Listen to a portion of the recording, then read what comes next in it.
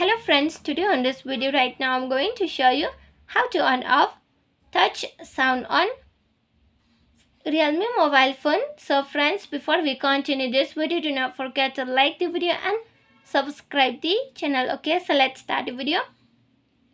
At first you have to move on setting. After having moved on setting, here you have to click this sound.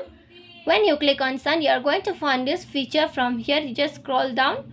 On the down, you are going to find the option of touch sound. Okay, so if you want to on this touch sound, here is the icon and click on it like this.